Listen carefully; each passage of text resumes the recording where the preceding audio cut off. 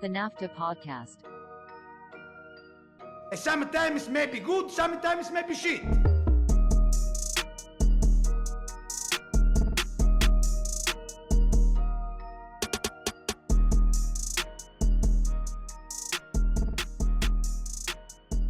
All right, NAFTAA Podcast, we're back. It is episode 190. We had 189. Michael ran it yesterday. It's the OGs. It's Michael and myself on pod. Not the easiest thing in the world to try to get the fan groups on, as I've seen. So when we don't have them, you're gonna have us for a double dip, which is kind of nice, dude. It's like back to the original days, you know? Yeah, it's more relaxing. It's more, we can just be in our own little Whitaker world, talking our shit. The Tucker stress you out? Anybody not related to me that I don't have to like impress daily or like try to interact with stresses me out. Yes. So knowing that you don't care to impress me, let me ask the question: How did you like steer in the ship last pod? Well, listen, I just want to. I've shown this so many times now, but I'm a person who needs to write stuff down, and I've never had a good way to do it. So I had this notebook, and I had a whole run of show of what questions I was going to ask and things I was going to do. And within the first 15 minutes, it got completely fucked up. So then I just panicked. And then I was like, please, in my head, I was like, please take over again. Like, I don't want to do it anymore.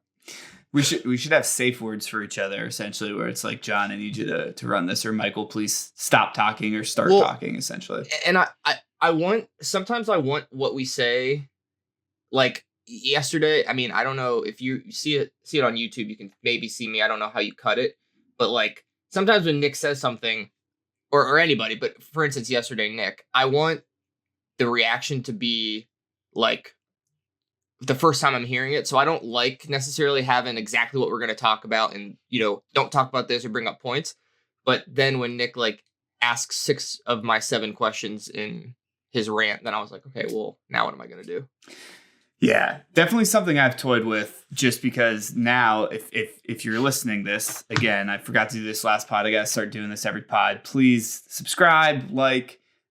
We are on, wherever you buy your podcasts. I know you don't buy them. Relax. Wherever you get your YouTubes, we're on everything now. We cut up the content. There's a lot of stuff to interact with. There's a lot of things that we'd love to hear your comments on. If you make fun of us, I've resorted to just thumbs upping it and starring it and loving it, just because Michael had to get me out of a bad situation last week, 2 weeks ago, whenever it was.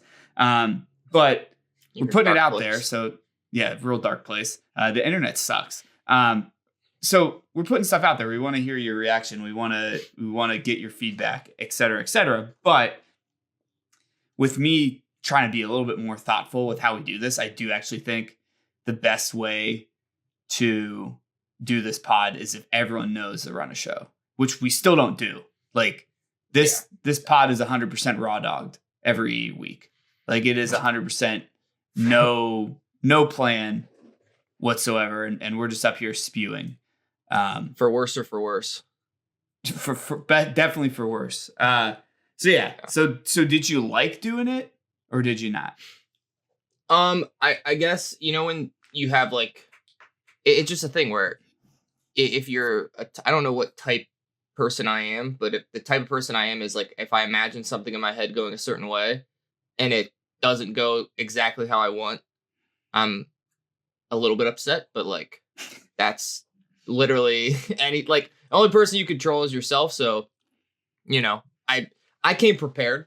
I think I needed to be a little bit more assertive in like what we were going to do and asking the questions and take a little bit more control. But hey, you'll learn until next time I text you like 2 months later and go, hey, I want this one.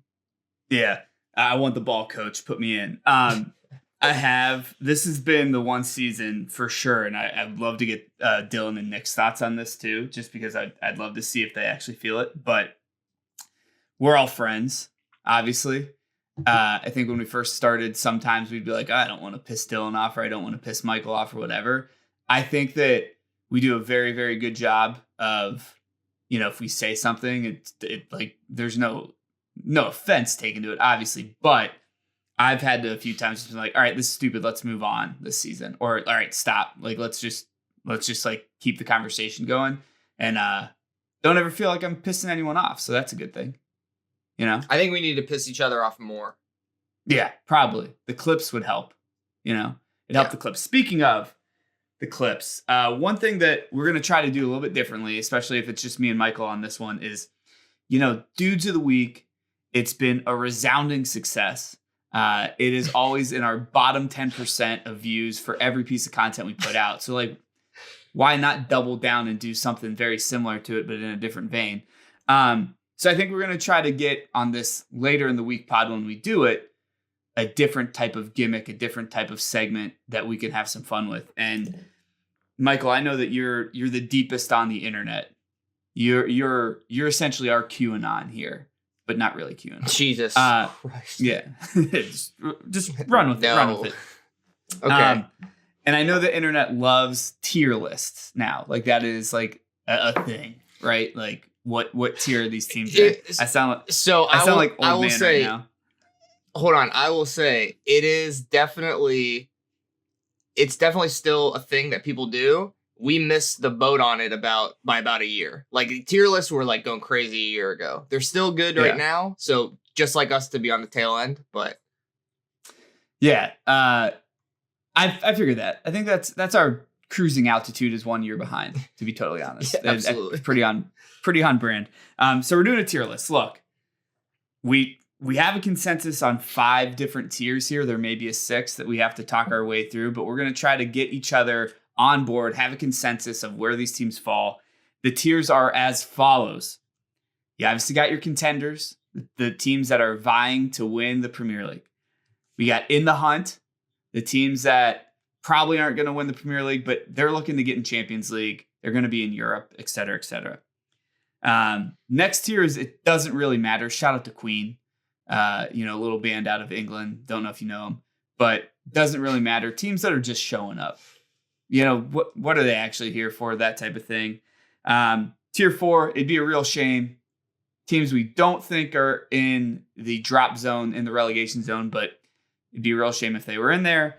And then shout out to my friend group here in New York. There's a little saying we say all the time when we leave from a show called Kim's Convenience. I don't like the show, never really got into it, but we say it all the time.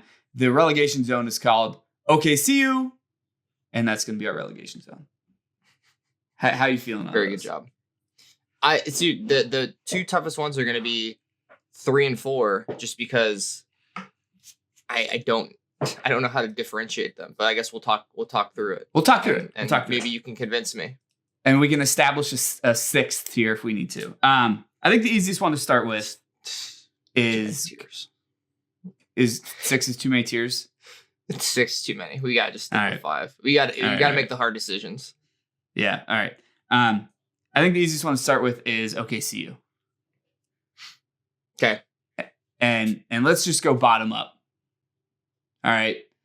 Sheffield United, obviously. For sure. Okay, see you. Burnley. Okay, see you. Yeah. Luton. Okay, see you. Yes. No tough decisions so far. Those are all. What's an argument in your mind for Luton maybe getting to it's a real shame? I mean, it's a real shame supposed to be. I would like to see them stay up because I would prefer somebody else went down. There's no personal bias in this at all, I don't think. I think this is just strictly like, how do they get into that next tier where it's like they probably aren't going to go down, but it'd be a real shame if they did. They're not. They're never going to be. They're never going to be favored to not go down. They're always going to be favored to go down. Home form aside, like maybe if they sneak a couple wins in there, you don't think that could maybe get them flirting? They're on 9 points right now. I mean, you'd probably have to say, I feel like you have to have a little bit of personal bias in this somewhat because I don't want Burnley to go up, but they're on the same amount of points, very similar, goals for, goals against, or not the same. Sorry. They're on 8, but Burnley kind of runs the championship, and when they play Luton and Sheffield, they beat them. So like they're in those like critical games, they're going to be the ones who win. Or at least it seems like it. I just think unfortunately, those three are just, unless something incredible happens like in January and they get somebody who can just revolutionize them, I don't think any of those teams are safe. So I think too, and we're going to get into this here in a second, obviously, but like Everton's got 13, Nottingham Forest has got 14. I think in our minds too, the team they got to look to catch is Nottingham Forest, not Everton. Like Everton, I think 100%. Is going to have a few more wins, right? So they're already 5 points off. Luton's out. I think Sheffield's dead in the water. I actually think they're the worst team. But like, is there a case for Burnley to go on a run? I think they're the most talented of the three. But it's a little bit similar to, you look at like Manchester United, and they individually, they have some players. What are they doing every week? How are they scoring goals? They got 16. That's, I think third or fourth bottom from the league. They've given up 34. That's up there for sure. They need to adapt a little bit to playing in the Prem, and they, obviously crushed the championship. And I think Company wanted to transition that over and kind of try to play the same way. It can't happen. And it's not happening for them right now. Like the beginning, like he's not even scraping by 2-2-12. He would have to like revolutionize how they play. And I think you'd have to sack Company and bring somebody else in. True. All right. Let's leave it at that. Anyone else you want to add to OKCU? You can't really. Nottingham Forest. 3 teams. Well, you think Nottingham Forest is OKCU, not it'd be a real shame? I'm kind of like flagging on them, to be honest. Like, I don't think I like Steve Cooper a lot. I like some of the guys. I like the stories that like Hudson-Odoi, Alanga, Morgan Gibbs-White. I like a lot. I just think them similarly. I don't think they will go down. I think it's pretty obvious, like the 3 worst teams. But I think that if for the sake of this tier list, they got to be in that category as like the top team in that category. Okay. All right. So then how you're looking at it is instead of Forest being it'd be a real shame. Forest is lucky that there's 3 other people in OKCU and they get an OKCU, but like awkward double goodbye, probably gone next year. Yeah. Unless something changes. But yeah, I think one of our commenters mentioned it very, very elegantly. Nottingham Forest are lucky there's 3 worst teams. Yeah. Okay. I'm not mad with that because I knew Nottingham Forest would be where I wanted to start on. It'd be a real shame. So like, you're cool with them being bottom tier?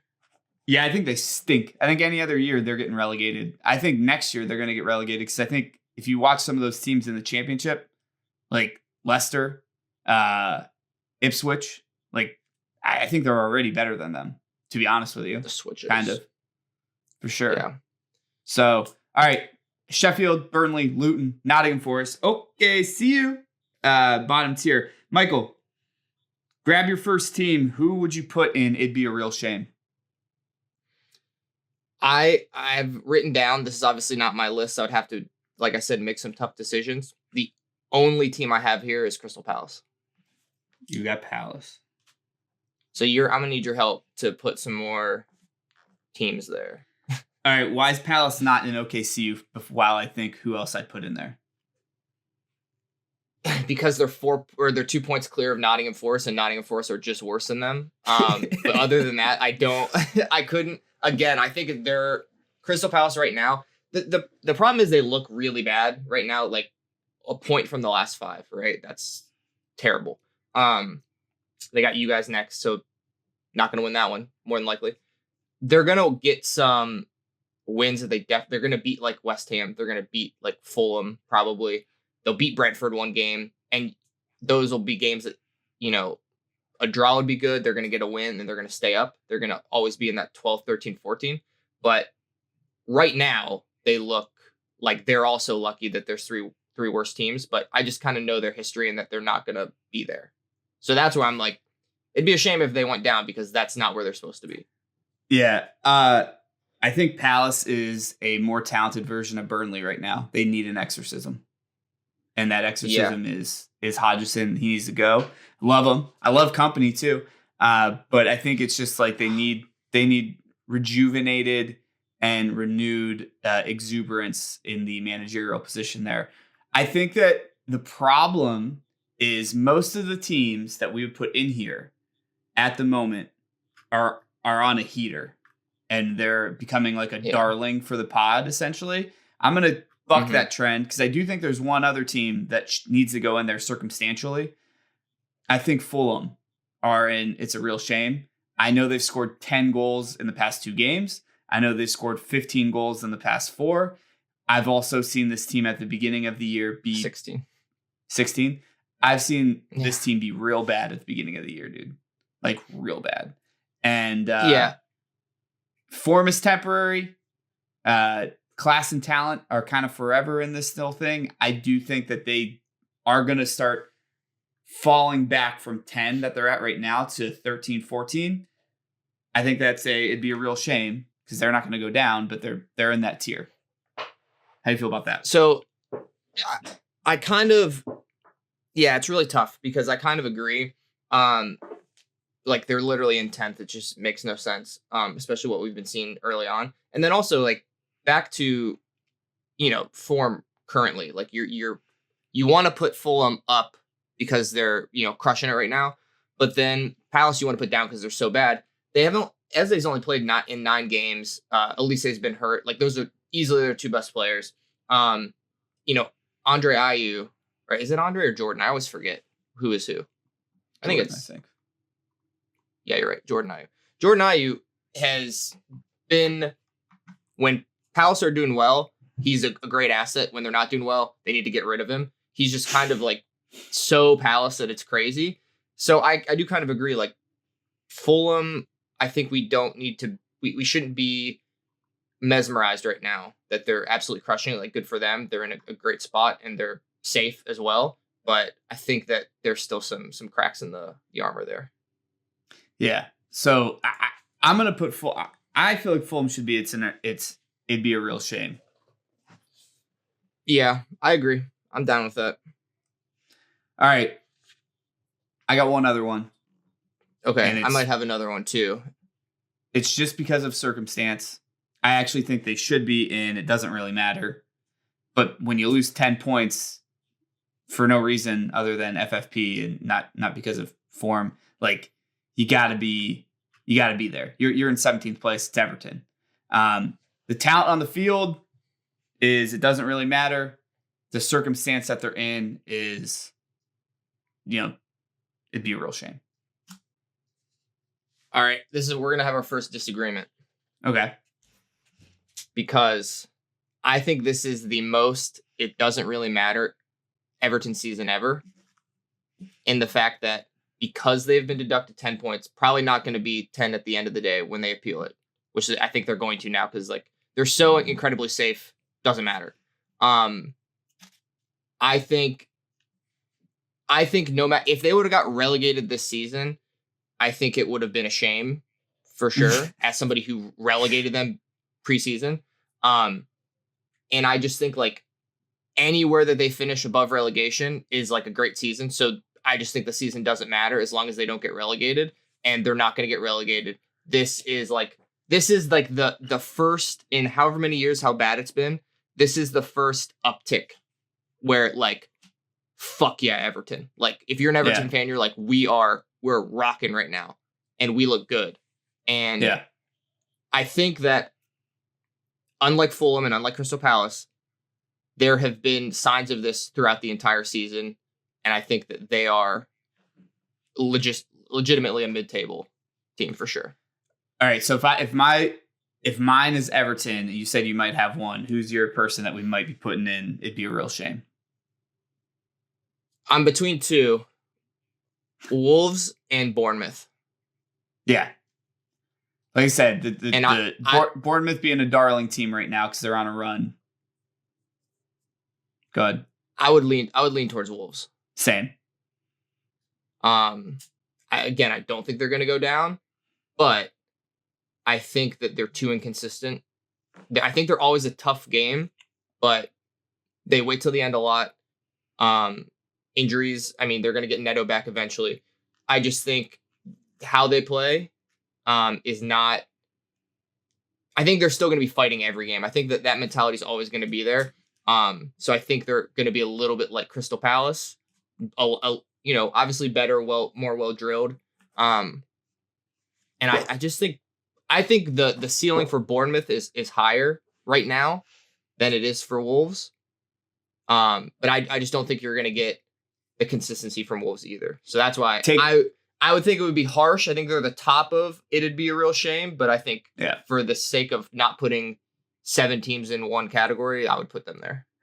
I think it'd be really hard to not cash in on Neto in the winter if he's back and healthy and whatnot because of how good he is. I think it'd be kind of weird business not to do that. And therefore it does give them a glaring hole in their like quality on their team. I point to them too, just because like they're usually pretty sound defensively. This season is the one year I feel like they're not. And then their offense wasn't good at the beginning, but now it is. I just think that, like you said, inconsistent. If I had to strip away jerseys, numbers, players' faces, et cetera, you just got to see how they perform, statistics, whatnot. Is there better talent on Bournemouth than there is on Wolves, in your opinion? I think there is more. I'm gonna fucking opt out of this question. I think there's more consistent good talent. I don't think there's somebody on Bournemouth that is as good as Neto at his best. I think Lamina is like a really good midfielder. I think Billing is also a very good midfielder. I think that there is not the bottom of Wolves that there is at Bournemouth. Yeah. I mean, a pretty good example is they Wolves drew Cunha's playing out of his mind right now, but like you got Solanke, you have Cook, you have Tavernier, you have Senesi, all who were on like team of the week this week for the Premier League. Yes, and Semenyo has been pretty good. Kluivert has been a good signing for them. And then I think that goes into like I love Gary O'Neill. I don't want to take a shot at Gary O'Neill, but I think Iraola is a process or not a process, like a system. System. Jesus, he's a system guy, and I think they figured it out now. Beginning of the season, they didn't, and they're figuring it out. And I think that it just elevates all those players a little bit more. Where I think Wolves sometimes rely on an individual doing something. Okay, so it'd be a real shame. I do think we'll stick with these 3. I think it's Palace, it's Fulham, it's Wolves, and then there's a razor thin margin when we get into it doesn't really matter between Wolves and Bournemouth. Is where I'm feeling. And then above them, a little bit more comfortably, is Everton, in your opinion, then? I think there's another team between Bournemouth and Everton. So you think Everton's even more comfortably above Bournemouth? All right. Who's that team? Brentford. Now, it's interesting because the title of this section is called It Doesn't Really Matter, but I think each of these teams that we're going to put in It Doesn't Really Matter has an interesting storyline. Ivan Toney's on the team. Is this in the hunt, Brentford, do you think? So I would say for sure, if Ivan Toney's on the team, they are knocking on the door of in the hunt. So they're in the hunt of in the hunt. They're edging. Okay. We said the 6th category would be the edgelords. They're the edgelords. I think Thomas Frank is a really good manager. I just see them losing games that I like. Okay, 1-0 to Sheffield United. Again, I think anytime you're playing a team in the relegation zone, there's a little bit more motivation initially on that relegation team. Okay, you got to be able to nip that. And I know new manager bounce, all that stuff. They beat Luton, which is great. That game with Brighton was tough. I just don't see enough out of them. But then when you say that, they're still 23 goals, 22 against, +1 in 11th place. So like I don't know where to place them. I think this is just kind of like the Bermuda Triangle section. Yeah.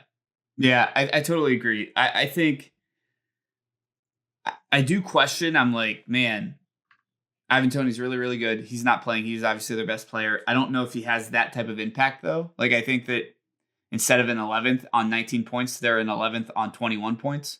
That type of thing. Like, they've just kind of been inconsistent this year. And I think it is one of those sustaining years for them where it's like, all right, one more year in the Premier League means we have more money to actually implement this Thomas Frank system and get players that make sense and et cetera, et cetera. Like, I actually think that it's not the worst thing for them. All right, so just one more point on them. Sorry, one more point on them. They'll lose that game to Sheffield United or that Brighton game or a home game to Crystal Palace that they probably should be winning. I don't know if they did. I'm just, for example, they play Aston Villa at home. I can see them getting up for this game being really hard to break down and winning. Yeah. So I just don't know what to do with them. Yeah, I totally agree. Bournemouth, Brentford, Everton. I'm putting Chelsea in here. Yeah. Doesn't matter. Like you have to strictly on the points. Like they're not like quite literally just not in the hunt. Period. Yeah. I think it doesn't matter this season. I think they are Brentford, like you just said. They're going to beat a team that is frustrating. They're going to draw City, and then at home they're going to lose to Nottingham Forest 1-0 somehow. Yeah. Like it just shit like that will happen this season. Palace and them will be a good game or what, et cetera, et cetera. But the difference is, like I just said about it doesn't really matter for Brentford and that being a good thing for them because that's one more year in the Premier League. They're a small club. They need the money. It doesn't really matter for Chelsea is the end of the world for a lot of Chelsea fans. So just different perspectives. Yeah, but you know what I mean? So, and again, based on what I said last pod, like this tier 3, this third tier is like the bottom for a quote unquote top 6 team. Cause like you're never going to be in trouble of getting relegated. Like that's just never going to happen for you. So like it is like the end of the world for them, but yeah, have some perspective. There's Lutons and there's Sheffields everywhere. Yep. We got 11 teams in right now. There's 2 more. One that I think is comfortably in, it doesn't really matter. And one that I think is like on the edge of it doesn't really matter and in the hunt. I'm sure you can guess these. Before we say this, I just want to make a clarification. Can we change in the hunt to European football? Yeah, we'll call it global entry. Okay. So obviously like for Spurs, they want to get top 4, but that might not be the same thing for like one of the teams I know you're going to talk about, West Ham. Can West Ham still get European football? I don't think so. The only way West Ham gets European football is if they win the Europa League. They are what? Where are they at?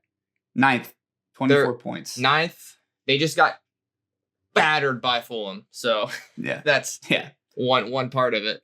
And they got to get to 7th is 6th is conference. I think that they are 7 is. I think that they are the best. It doesn't really matter team. Who's your other one then? No, they're the best. They're the last one. They're the best. It doesn't really matter. I thought you said you had 2. Well, I think Brighton is on the edge where it's like they're going to be in your definition here. They're going to be attempting to get into Europe. Like I think they're above West Ham, which puts them in the hunt. I got another team that you didn't even mention. Who's that? Manchester United. They're in the hunt though for Europe, I think. I think we said a while ago, getting completely knocked out is probably the best thing for them. For sure. So they can just focus on the Prem. So maybe that is like an actual boost in this case, in this tier list case. I think they're the 10th best team in the Prem right now. I don't disagree with that. I think to that same point, West Ham are a victim of their own success, where I think they'd be more in the hunt if they weren't already in Europe type of thing. I think with them having to focus midweek has been really tough for them. I like same thing we did with Wolves, where it's like, I think Neto's going to go. So therefore, I think I think it's fair to put Wolves in it'd be a shame and not in it doesn't matter, because they kind of got to make some adjustments and do some things to bump up there. I think with them being out of Europe, I can see the foresight of them trying to get the 6th spot, trying to get the 7th spot. Like I think United will be in the hunt. Okay, so since you gave me Wolves previously, I will concede United. That is, they're not in. It doesn't really matter. I just want to say, 18 goals scored, 1 more than Luton and 1 more than Nottingham Forest. They're not in. It doesn't really matter, but there's a little asterisk there. We're putting up the alarm bells on Man United. It may not matter. It's. I think it's so weird because like it's so obviously is like everything to that club, like from the administration down to be in the Champions League, to be in Europe in some way, shape, or form. I think like on the field, the team epitomizes it doesn't really matter. Like I don't care what I'm doing. 1,000%. I think there's 3 shocking stats. You mentioned one of them, 18 goals scored. The second stat is -3 goal differential. And then the third shocking stat is 0, which is how many draws they have, which I think is indicative of some of the problems too. I have another shocking stat, but I'll save it for when we talk about them in depth. Let's say Man United's safe from it doesn't really matter. Can we solidify West Ham's in it doesn't really matter? Yeah, I think that they'll have more good performances, but they'll also have performances where they lose 5-0 to Fulham, and I just can't. Yeah, I can't agree with that. So best team in it doesn't really matter. So it doesn't really matter. Tier 3: Bournemouth, Brentford, Everton, Chelsea, West Ham in the hunt, or global entry, trying to get into Europe. This is this tier. Let's start with Man United because we just mentioned them. We'll put them in the hunt. My camera is an absolute atrocity right now. There we go. We mentioned Brighton. Tough year from them. I think they're a victim of their own success a little bit as well. De Zerbi sometimes good, sometimes shit. I think we can solidify them as in the hunt as well, correct? For sure. Tottenham and Newcastle are the 2 teams that I don't think it's going to be controversial. I actually feel like you and I both know they're not really contenders anymore. I think Newcastle, no. I think they're too far behind right now. They're 11 off the top. They had some... they have to... I was also thinking about this the other day. Just for Liverpool, like our away games in the top 6 are Arsenal, we still have to play away. We also have them at home. And Manchester United. We've played you guys at home, away. We've played, and we got Villa too. I forgot towards the end of the season. We've played Spurs away, played Newcastle away. I think that if I remember, they have a little bit less generous schedule in terms of like those big games being away from home. And I think they've dropped too many points now, and their injuries. Like it's all over the Premier League. I get it, but like it's really hampering them down. If they can go on a run now, that's going to save their chances. But as of right now, I don't think they're contenders. I think they're just in the hunt. Yeah, I totally agree. I do think we're now at the time of the season where you look at those splits as to, especially with this year where we've like beaten the dead horse of it's really hard to win on the road. It's really hard to win on the road. The road games with the big teams that you have left are going to really matter, and you've always been key on looking at what's left. I think to your point, Newcastle's probably 11 points off. That's a lot of points to make up. I'm hoping that they're playing, honestly, I think either right now or in a little bit here. I hope they get into the Conference League or Europa League.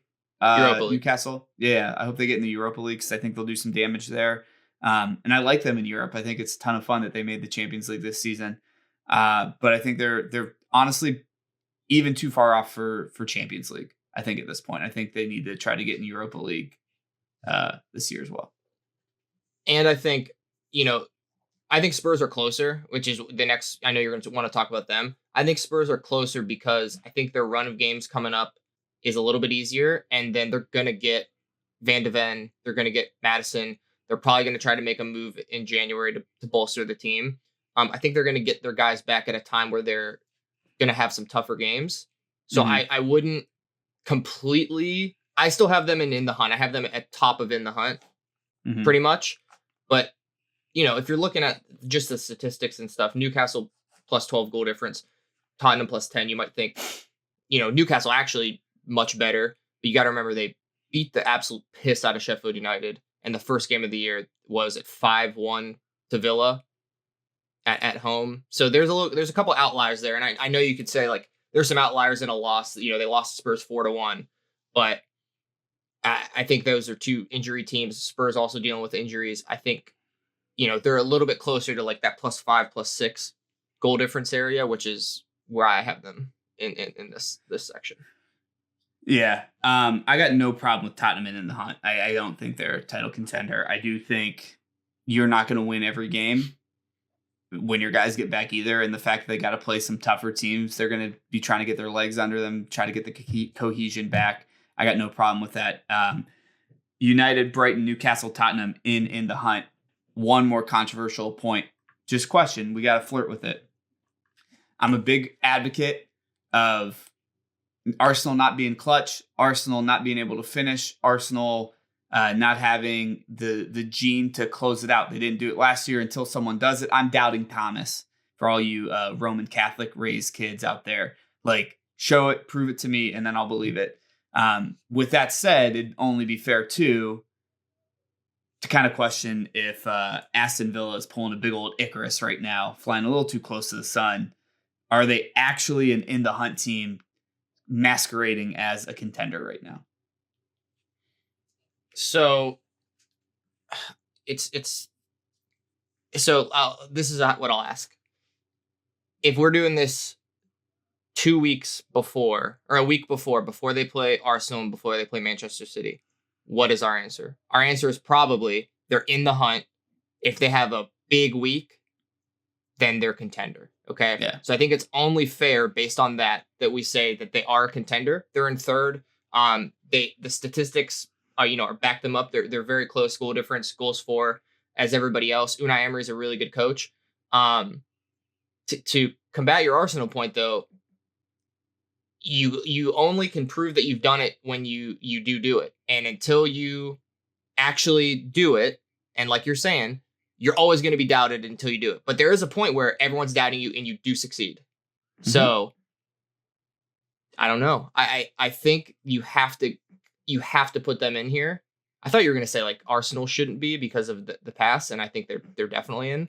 But I think you have to put Villa in there based on this last week. Now, if they go in and lose to Brentford, then I think, based on away form, how they are, no. But I think they're the bottom of this tier for sure. So let me give the most white guy grabbed a mic from Best Buy and created a podcast, little anecdote here, answer type of thing. The biggest game for Aston Villa is going to be this next one. Because it's like having a 2-goal lead. Yeah. Yeah. Worst lead ever. You beat the treble winners. You beat the top of the table Arsenal. Now you got little Brentford, who we've said it doesn't really matter for them. And you're playing them. You got to beat them. And you got to just, it's kind of like the cliche answer, but they are one game at a time club right now. You got to take it one game at a time. You got to take it one game at a time. Well, all right. I think there was, I don't know if it was McGinn. I'm assuming it was McGinn because he's the captain. They banned using the T word title in the locker room. So I think they're already like gearing for, we got to block everything out and just play, which is good. But that's such an American sport thing to do. Like, I could hear someone in the NFL being like, "Don't mention Super Bowl, don't mention title." What's messed up though? Just the last thing on that point is that's such an American thing to do, where like your captain will say that, but then people obviously will be like, we could win it, like in their private lives. I think that they would actually be like, yeah, we can't say that. Like, we're not allowed. Yeah. We don't talk about it. I think they're that bought in. I could see Unai being real strict about it for sure. Well, he said it, so I don't think he cares. In the hunt, United, Brighton, Newcastle, Tottenham, our first contender being Aston Villa. We mentioned Arsenal. Let's start there. What needs to happen for them to win it this year? And don't just say they need more points than everyone else. They need either Ivan Toney or Victor Osimhen in January. Or Dom Solanke. So while I think that is a great shout, I think I know. Hold on. I love when the commenter disagrees with like 5% of what we say, but agrees with the other 95, but then just like hammers home that like actually it was only 15 minutes that Villa were good, not 37. You know what I mean? Like, yeah. Okay, you get what we're saying though. I do think that for where they are, if they were like 2 years behind, Solanke would be somebody that you bring in and you hope that he just like blossoms, takes off. Yeah, I don't think they're set up for him necessarily to just be a world beater. I think Toney and Osimhen are like pretty much guarantees. If they get one of them in January, I'm definitely scared that we have to play them 3 times in 40 days. Okay, so you're sitting on they got to buy someone. Do you truly think they don't have the facilities to win the title this year, big man? Yeah, I don't think they're consistent enough offensively in open play. Yeah. Okay. I think they will be so close. I think defensively they're great. I think they will be right there all year. They leave it late too many times, which either we've always said it's either a sign that you're a great team or that you need to pick it up a little bit. You never know until you know. But I just think that as good as Nketiah, Jesus, Trossard, Saka even are, they need somebody who's just gonna like live in the 6-yard box and put goals away. Yeah. Normally a team that is at the top, let's go City so you can do Liverpool last. They're obviously contenders too. What do they need to do to bring it home again? 4th time in a row. Start playing midfielders where they're actually positioned and Kevin De Bruyne needs to come back and be like 80 to 85% of what he is at peak. As a Liverpool fan, still the most afraid of City? Oh, yeah. Not even close. Yeah. Okay. I do think so, too. I'm afraid of... Sorry, go ahead. I was going to say, I think that the pieces are there. I think that we're not deep enough this season, and that's killing us. But the pieces are there, and like it is literally I hate saying this because it's the opposite of the cliche of like a game at a time. Don't say the title word. Like we literally can flip a switch and win 12 games in a row, and then be like in the driver's seat. And it doesn't look like it now, but you never do it now. You always do it towards the end. So I have a feeling that defense is going to figure it out, and they're going to start not giving up goals, for a couple weeks. I do think that a lot of stuff I'm listening to and hearing is people talking about De Bruyne coming back, and like once he's back, then all bets are off, and just taking for granted like how difficult it is to come back from injury, and be not even just play and be contributing, but be the generational midfielder that you are in the Prem. One of the greatest to ever play in the Prem. It's not going to be easy. And if he does it, it's going to be insane that he did that. So I would say like 80 to 85% De Bruyne is still good enough. But we saw he got hurt in that Champions League game, came back early in the season, got hurt again. You just fear that if he comes back and he's not 100%, he's going to get hurt again. And then I don't know what you guys are going to do. I've been shouting this to anyone who will listen. And this will be a comment strictly for pretty much me and Nick, because we're old enough to Nick might have been alive, but I'm afraid that if when De Bruyne comes back and it's super successful, it's going to look more Kirk Gibson than anything else. It's going to be slower. It's going to be in a more stationary position, and it's going to be like quite literally pinging balls where they need to go. I think it's hard to come back from a leg injury and an injury where he sustained it, but to have multiple injuries over the course of a couple of years, he already wasn't the fastest. He already wasn't. I mean, he's one of the smartest players ever. So I think he'll be able to figure it out. But I agree. All right. And then our last one, your boys. What has to happen for you guys to bring home a title? Second for Klopp. I think first and foremost, Alisson needs to play the whole season. The drop off between him and Kelleher, I think Beans is good. I love Kelleher a lot. I think Alisson is just so much better that it doesn't matter. So he has to play. He has to play every match. I think the offense needs to basically be humming every game. In the past couple, it hasn't. I mean, I know we scored 4 against Fulham, but those were all insane goals. And then 3, we need to not invest so much in the Europa League until the very end, if we get there, and focus on the Premier League.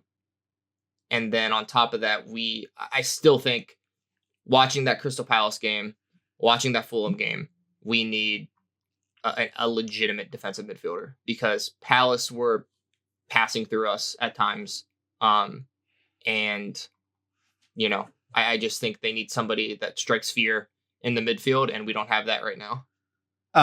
We've talked about this before, and I don't want to get into it because I think you could do a whole 20-minute pod on this, but I don't think that's out there right now.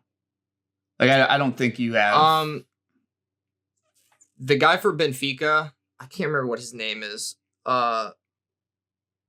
There's 2 actually. There's a guy this year, but then I think it's Felipe Luis was pretty good last year with Enzo Fernandez. Decore is out for the season. He was a big shout early on. Polinia, I know there's reports that we're talking to him, but then Klopp today said that there's no intention of getting a DM or a center back in January. I think we just kind of talk in circles a lot. So I don't know for sure. Yeah. So, I think there are guys out there. I just think we have always showed that if we really want somebody, we will put the money forward regardless of what it is. For instance, Van Dijk and Alisson, at the time, those were astronomical amounts of money for those players, but they both turned out pretty fucking good. I just think that we're not going to, unless we're in a situation a couple years ago where we lost all the center backs, so we had to bring in Ozan Kabak and Ben Davies. We're not going to just buy somebody to buy somebody. So it has to be the right fit. But that being said, I'm interested how you rank this specific category in teams. Who's the best? Who's because we've always said Tottenham are the top of in the hunt. So who's the bottom? I'm assuming it's Villa, just because they're the new team. Well, we're I think biased. it has to be I think you have to be first. Yeah, we're gonna do it the same exact way, and we're biased because we know our team so well, and we also we legitimately don't think any other team is as good as ours. It'd be City, Liverpool, Arsenal, Villa. Villa's the new guys; they're 4th. Arsenal blew it and choke artists, in my opinion, in 3rd. Liverpool, I'm afraid of them, but I've beaten them before. 2nd. City in 1st because they've done it 3 times in a row, and they're trying to be the first team to ever do it 4 times in a row. So that's how I do it. Yeah, I think I would agree. I just, everyone talks about our defensive frailties, which I do think we give up a lot of big chances, and I think that's why Alisson is so important, because he's so good at that one-on-one, making those big saves. Defensively, we have the same goals allowed as Arsenal does, and everyone talks about how great that defense is, and it is. It's incredibly good defense. They don't give up a lot of opportunities. I know they're on 33 goals. It's only 3 less than us, but I can't see in a game how they're going to score consistently, especially against bigger teams. And at the end of the day, you got to score goals. Otherwise, it's just draws you're going to get, and that's not going to be enough. As I've seen for sure, we've had less losses than you guys multiple times and lost the Prem because you guys don't draw as much as we did. So yeah, for sure. All right, contenders: Liverpool, City, Arsenal, Villa. In the hunt: United, Brighton, Newcastle, Tottenham. It doesn't really matter. Bournemouth, Brentford, Everton, Chelsea, West Ham. It'd be a real shame. Palace, Fulham, Wolves, and then OKCU, Luton, Burnley, Sheffield, Nottingham Forest. That is our tier list. Michael, we've gone on longer than we thought we were going to, but I thought it was a pretty good content, pretty good conversation there. Big game this week, game of the week, Liverpool, Manchester United. United is heading back to Anfield for the first time since their 7-0 whacking last season. You guys did split last year. United did beat you all at Old Trafford. What are your predictions? Last 2 times, I know you're going to have better stats for this, and I think this was probably the stat you had, but the last 2 games, you've outscored them 11-0 at Anfield. First and foremost, last year, the 7-0, I was as nervous as I could be for this game. Because, just how our season was going. The game at Old Trafford, I was so confident we would win, and then we lost 2-1. And that's I think that's when we tied Crystal Palace and tied Fulham as well, beginning of the season. It never goes exactly how you think it's going to go. And right now, it seems like it's going to be an absolute drubbing. No Fernandez. Harry Maguire just got injured. I think Luke Shaw is also injured. I'm not sure. He's not on the report, but I know he went out the game. Casemiro's out. Martinez obviously still out long term. I don't know what that back line is going to look like. That midfield is going to be McTominay, Amrabat, and Mainu probably, who I like a lot actually. And then up top, it doesn't matter. I don't think they're going to be seeing the ball a ton. It feels like it's going to just be like a 5-7 nothing win. Okay. Yeah. I guarantee you it won't be. I guarantee it'll be closer than you think it will. If it's not, great. The one stat that I was alluding to earlier, Andre Onana, okay? Their new goalkeeper. They got rid of De Gea for. Can play with his feet. Great. Awesome. I know we love that too, with Ederson probably being the best at it. Alisson being okay with some shaky moments sometimes. 39 goals allowed in 24 appearances. I know that's across the EFL Cup. That's across the Prem. That's across the Champions League. So like 1.7 goals a game, like rounding. That is the only thing that I'm sitting there going, De Gea could pull out a performance any game and hold you to 1. If he's getting clubbed. I don't think Onana has that ability. That is the only part where I'm saying, if we get a ton of shots off, he's gonna let 4 or 5 go by him. And they're also in such a bad position right now. Like, nobody wants to play this game if you're a United player. Yeah. Since 2020, you guys on aggregate with United have outscored them 23-3. And there's only 1 draw and 1 United win in there. I think between 7 games or so. It's kind of insane though, because they beat us in the FA Cup. Yeah, that's just the Premier League, and then you guys. Gotcha. They also have a 4-0 victory in a friendly against you guys. I think that I said on the pod, and then I quickly corrected myself. I was like, always a tough game, always a close game. Absolutely not. I think the fact that Bruno's not in there is one of those things where it makes it really hard for them in the first half. But I do think part of Bruno's problem and part of United's problem is, as much as he's a net positive skill-wise in that first half, if you guys go up 1-0 or lo and behold 2-0 in the first half, he becomes a net negative in the second half. I think he's an energy suck. Truly. I think he's a vampire in the second half, especially if things aren't not going the right way, which is odd that he's a captain. You guys have Matip out for the season. Jota's unknown for this game. Has Thiago ever really played for McAllister's out? McAllister's out for sure. And then Robbo as well. He's not going to be back till Febs. But I just think that like the front line, as much as the front line does not matter for United in this game, I think the front line is so important for you guys that it's so much better than them, and their defense is so like just decimated, that yeah, I agree. I think I could see 4. And if we do see 4, let's get into the last point here and maybe the most important thing, because you texted it to the group today. If we see a crooked number, are we really expecting Erik Ten Hag to be shown the pink slip? Okay, so as you've said, I'm the on the internet chronically guy. There are some outlets that are saying that they're already kind of looking for the options for a new manager. I personally, all banter aside, I think that there are just some players on that team that don't need to be there anymore. I think you have to make some, on paper, some really tough decisions, but I think chemistry wise, it's not a tough decision. Fernandez, I think is as good as he is horrible at times. I know I said it last pod, but I'll increase my odds of getting it clipped. I think he got the yellow on purpose, so he didn't have to play in this game. I think Rashford he needs a change of scenery, obviously. I don't think firing Ten Hag is the best thing long term, but I do think that they need to suffer before they're going to be any better.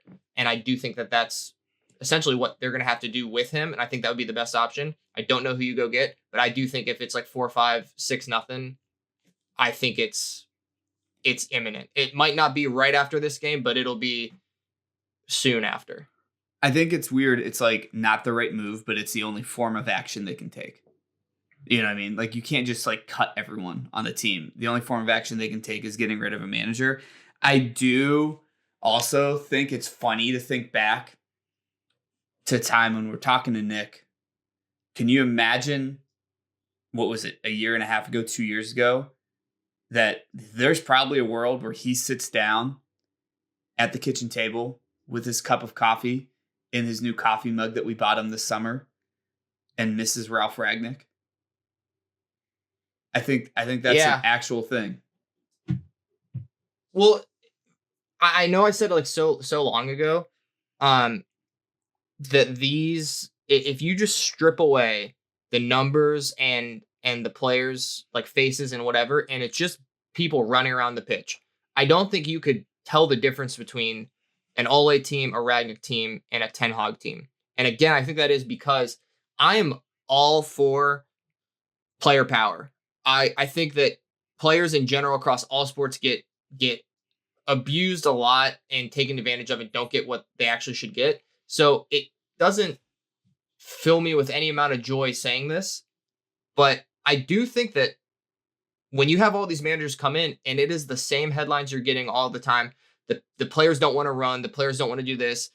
They think, I think I saw one today where they're like, he just takes his Ten Hag takes his frustration out on the players and they don't like that or whatever.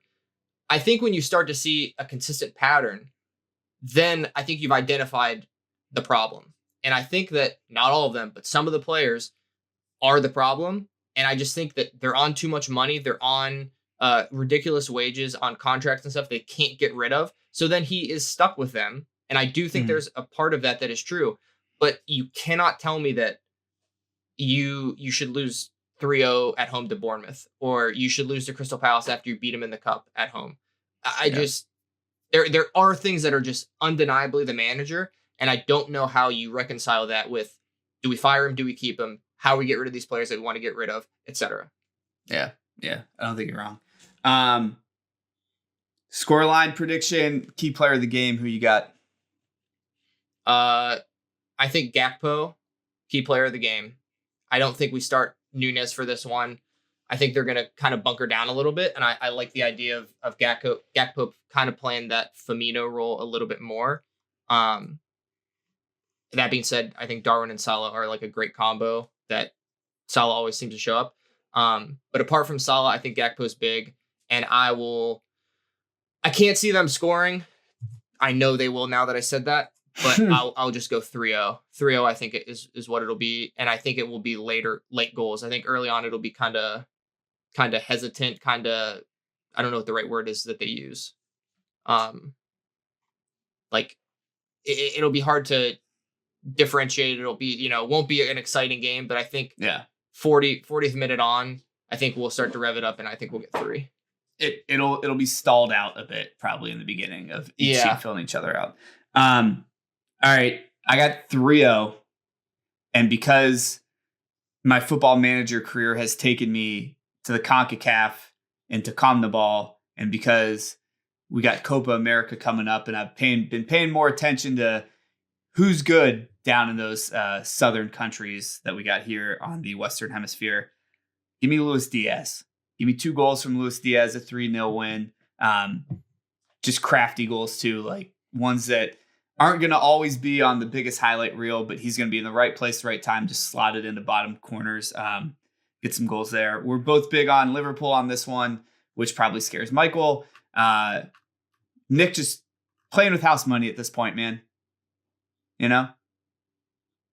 Yeah, I don't know. It seems so incredibly not in their favor that it's like almost like it can't be as bad as everyone thinks it's going to be, which is why I'm scared the most. Like if it was a little more even, I would be a little more confident. Yeah, totally get it. All right, that is our recap. Let's get into the predictions with the rest of the guys. All right, prediction time. Let's get everyone an update as where we sit. Michael, I think everyone went 5-5 except for Dylan was 4. This guy. Dylan. Dylan. The first dip below 500. We'll go bottom up. Dylan 78 and 82. I'm in third, 87 and 73. Nick is in second at 88 and 72. Michael, leading the pack, 32 games over 500, 96 and 64. That's pretty astounding. And you know how much I don't like to give you a compliment every once in a while, but insane. Guys, we're hoping to go all 10-0 this week. These games I feel like are a little bit easier. The last 2 weeks, I think the predicting has been tough. No? No, I'm just saying, why'd you say they're going to be easier? Yeah. I'll be honest, I feel great about this week, which is not a great feeling. Yeah. I mean, we salvaged Sunday because it could have been a Titanic week. It could have been so bad. Yeah. It could have been so bad. Very true, very true. We'll start off with one that actually probably isn't that easy. Forest, who stinks, but then also gets draws every once in a while. They're going to host Tottenham. Dylan, lead us off here. Who do you got in this one? The coach getting fired and Matt Turner back bump already basically happened, so I'm going to take Spurs. Michael? I also have Spurs. I just think Forest not good enough scoring goals. Spurs will just outscore them. Nick? I'm nervously taking Spurs because Son is out now. Is he? Yeah, he is. Ooh. Oh, you're already locked in, Dylan. Can't change it. Sorry, house rules. That's all right. I'll keep it. Richarlison's back. He's back to his best. Yeah. So I think it'll be a little bit of a battle, but I think Spurs walk away with this one. Yeah, I got Spurs too. Michael, you're going to lead this one off because it's our good friend, the Fighting Craigs, who are on an absolute tear right now. They're hosting Luton. It's not at Luton, which is a good thing, but who do you got? Give me the Craigs, baby. They're on an absolute tear, buzzsaw city. Love it. Nick? Can they validate a big win at last week? An emphatic win? Yes, they can. They will beat Luton. Dylan? I'll be taking Bournemouth. I'm taking Bournemouth too. I was waiting for there to be like a parking joke about validation or something, but it just didn't happen. Yeah. That's what I was waiting on. Chelsea, they're hosting Sheffield. Nick, lead us off on this one. Oh, I really want to do it, but I'm not. I'm gonna take the little. I'm gonna take the little Cubs, the Chelsea Cubs, because they're not the Lions anymore. Yeah, I like that. The Lion Cub Chelseas. I got Chelsea as well. Dylan, who you got? I'll take Chelsea. Michael? Chelsea. City is hosting Palace. This has been a bogey team in the past for us. We don't look good still. Got to go City, though. Dylan. I'm going with City. I think you guys looked better than you're giving yourself credit for in Luton. Kenilworth Road was the dude of the week last pod. So, yeah. Michael? I got City just because I don't think Palace are very good. Michael did not think we looked better than we actually did. I know that face. Nick? Rapid fire question, yes or no? I'm taking City. If City wins, does Roy get the pink slip? Does he get the sack? No. I think not the a game we're supposed to win. holidays. Yeah, dude, I think we could do a whole pod on this. We're luckily none of us here children of divorce. I think this is going to be a messy divorce. They have a very favorable run post-Christmas. So Yeah. just They're let, gonna let him take the bullet and then bring someone new in. They're going to try to stay together for the kids, Elise and Eze. It's going to be messy. He's gonna take a bullet. Take the bullet. No one gets hurt on this podcast. We've said this many times. It's a metaphor, Newcastle. Michael. Newcastle's hosting Fulham. Nick. Fulham 10 goals in the last 2 games. Newcastle absolutely exhausted, which is a point we didn't get to make last pod. Dylan, who you got in this one? I actually think Fulham might do some damage here for that exact reason. But at this point, they're my new Crystal Palace for this year, where I have a complete vendetta against them. So I will be taking Newcastle. Michael? I'm just checking. They play AC Milan. Newcastle play AC Milan on Wednesday. I think this game is a Saturday game. That is really concerning. They're not getting anybody back. I'm gonna fucking do it. I'm gonna go Fulham. Wow, not even a draw. You're going straight Fulham. Wow. Give me the Cottagers. Even Nick? even at St. James's Park. I forgot the name of the place. I forgot about the name of the. You're city good. for a They second. they validate parking there too. Beautiful, good. Okay, I'm gonna go Newcastle. I'm sorry, I'm being a dick. Because I'm going to park them in the W section there. Newcastle to win. That was terrible. Just move on. Yeah, I got Newcastle too. We need to get to the next game. You're trying too hard. Yeah, I know, man. I agree. Burnley, they're hosting Everton. Talk about a buzzsaw. Everton a wagon, as the Hoboken boys would say. Michael, who you got in this one? I got Everton. You almost call me Brendan. Yeah, that was bad. Nick? Yeah, Everton away. Much better than Everton home. And we're going Everton. Dylan? Come on, you Blues. Yeah, I got the Toffees as well. The Trossard Derby, Arsenal versus Brighton. Nick, who you got in this one? At Arsenal. Gooners. I got Gooners as well. Dylan? The Arteta speech about guacamole will lead them to victory in his return back to the bench. Give me Arsenal. Bring it back. Michael, who you got? I got Arsenal. This is going to look like, with how Brighton give up chances, this is going to look like Arsenal back at their best. Don't be fooled. Don't be fooled. I like that. I like that analysis. Brentford hosting Villa.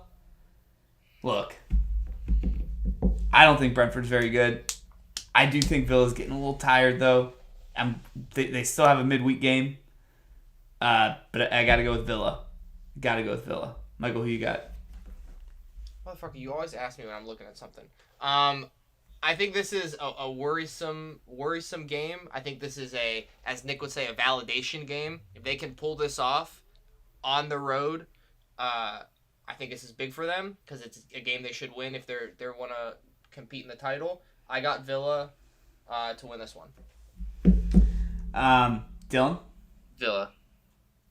Nick? Could have said it better, Michael, myself. Villa. West Ham Wolves just rolls off the tongue. It's at West Ham. Dylan? Give me the Bubbles. All right, I got Wolves. I think West Ham stink right now. Nick, who you got? Disagree. Go Wolves, baby. Michael? I got a draw. All right. And then the geopolitical derby, Liverpool versus Man United, between Michael and Nick here. It's at Liverpool. It's at Anfield. I just opened up my phone real quick. We didn't talk about this. We're not going to talk about it right now, but I don't think any of us think Ten Hag's going to get fired if they lose, but I did see a couple headlines that may be the case. I don't think it's true. Michael, who you got in this one? It's at Anfield. I'll let you go first. Liverpool. Nick, do I want to ask? No, you can assume my answer. All right, Nick's got Liverpool. Dylan? Manchester United. Liverpool. Yeah, I got Liverpool too. Game's always close though, sometimes. Not always, actually. Yikes. What? Yeah, sorry about that. Dylan, any bets? Got a few. I realize. Let's go with. Back to my roots. I think Bournemouth Luton Town is going to be played very much in the middle of this game. So we're going to take under 10.5 corners at minus 115 to get us going. And then the other two are probably traps, but I think they're playing very well, so I'm going to fall into them and take them anyway. And that will be taking Villa to win at, there it is, plus 110, and I will be taking the Toffees to win at plus 115. Keeping it nice and simple. I could have made a parlay because everyone else is basically minus 200. I just didn't feel like doing it. But if you like the favorites, you can put 4 or 5 of those together too. Love it. First week back, we had the midweek games last week. It's going to get back on a normal schedule now. I think that we can start doing the parlay again now that we're going to get back to normal, and that'll be fun. Dylan, get us out of here with a joke. You get 3 minutes to spare. So what did the VAR ref get for Christmas? Glasses. Cole! Cheers.